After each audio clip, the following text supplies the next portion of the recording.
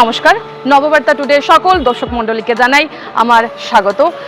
স্বাধীনতা দিবস উপলক্ষে অগ্রিম আপনাদের সবাইকে শুভেচ্ছা জানাই। এই মুহূর্তে আমি আছি ইএনডি কলোনিতে, যেখানে ভারত মাতার প্রত্যেক বছর ভারত মাতার পুজো হয়ে থাকে। এখন আমরা কর্মকর্তাদের কাছ থেকে কিছু জানার চেষ্টা করব।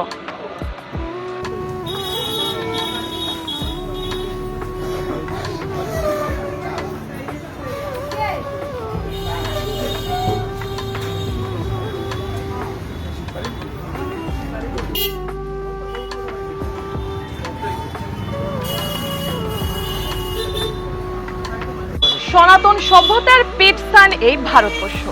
এই দেশের সনাতন ধর্মাবলম্বীরা ভারতকে দেবী দুর্গার স্বরূপ মেনে আসছে সেই আদিকাল থেকে। ভারত বাংলা সীমান্তে অবস্থিত আমাদের করিমগঞ্জ শহর। এই শহরের দেশপ্রেমী কিছু যুবক প্রত্যেক বছর ভারত মাতার পুজো করে আসছে। আমাদের সঙ্গে আছে এখন পুজো প্যান্ডেলের কিছু কর্মকর্তারা। প্রথা অনুযায়ী গতকালও বিধায়ক কৃষ্ণেন্দু পাল ও পুরপতি রবীন্দ্রচন্দ্র দেব এদের হাত ধরে আনুষ্ঠানিকভাবে পুজো প্যান্ডেলের উদ্বোধন হয়।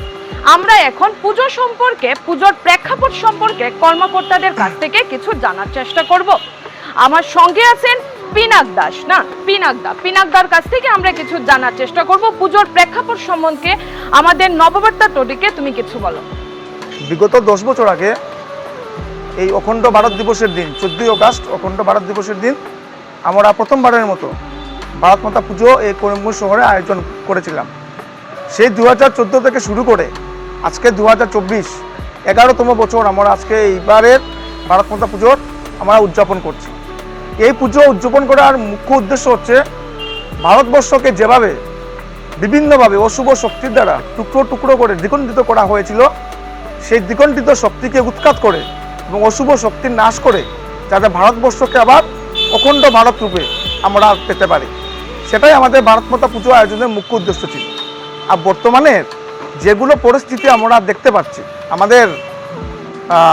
আমাদের নিজের দেশে বলুন বা দেশের পারিপার্শ্বিক যে রাষ্ট্রগুলো আছে তাদের যদি অবস্থা দেখি, সেখানে যেভাবে কিছু অশুভ শক্তির উপর অশুভ শক্তিরা যেভাবে আক্রমণ করছে, যেভাবে বিভিন্ন ধ্বংসলীলা চালাচ্ছে, তার থেকে পরিত্রাণ পাওয়ার জন্য আমরা প্রত্যেক বছর এই 14 আগস্টের দিন ভারত মাতা পুজোর আয়োজন করে থাকি।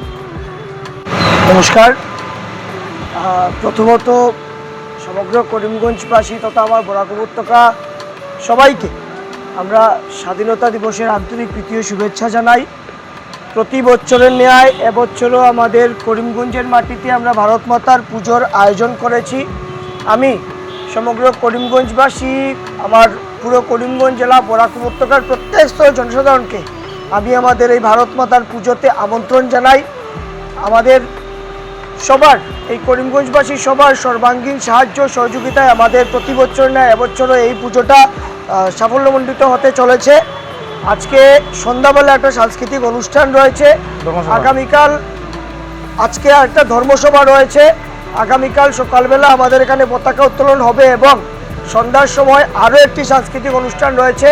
আমি করিমগঞ্জের প্রত্যেক স্তরের জনসাধারণকে আমন্ত্রণ জানাই আপনাদের সবার সর্বাঙ্গীন উপস্থিতিতে আমাদের এই সাংস্কৃতিক অনুষ্ঠান, ধর্মসভা সব কিছু সুন্দর এবং সুচারুরূপে সম্পন্ন হবে।